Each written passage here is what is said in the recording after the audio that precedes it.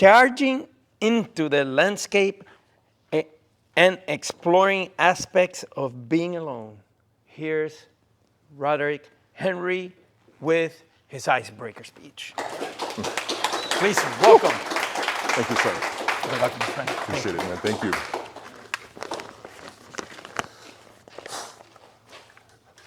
Good evening, fellow Toastmasters. DJ Nick Smith. Welcome, guests, and everyone.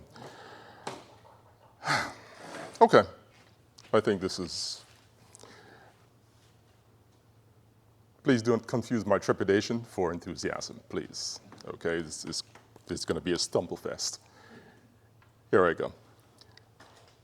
I used to think that the worst thing in life was to end up alone. It's not. The worst thing in life is to end up with people who make you feel all alone.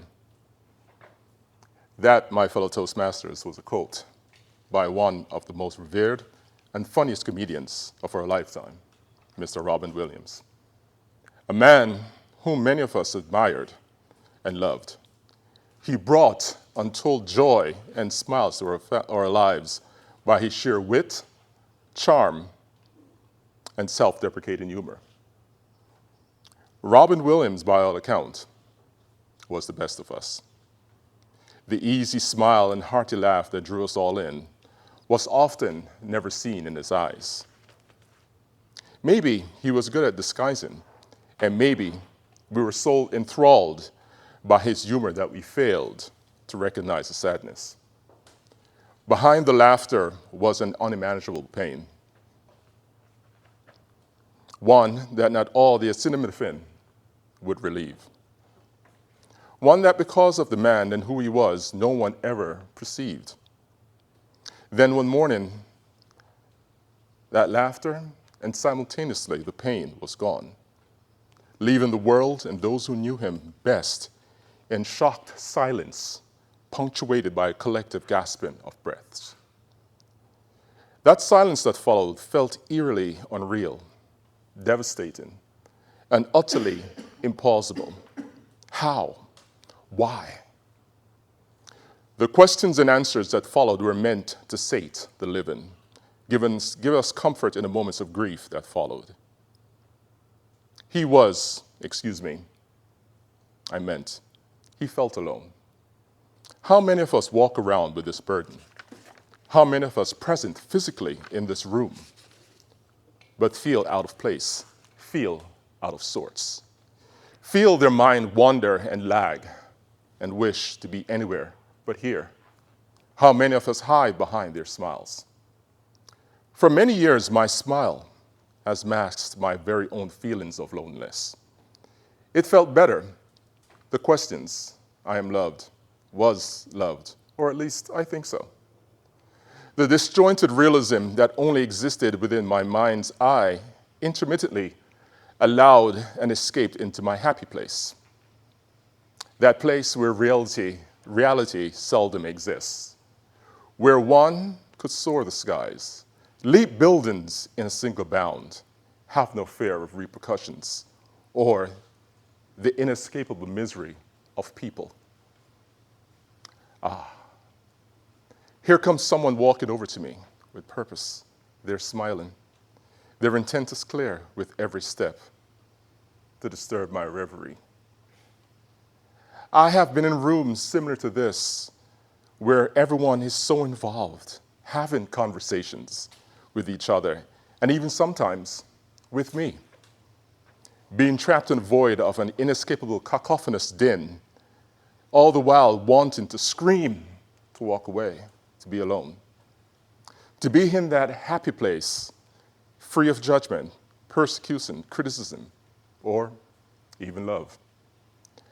I gravitated to activities where doing it alone doesn't seem so strange, but would make one an outcast or a pariah.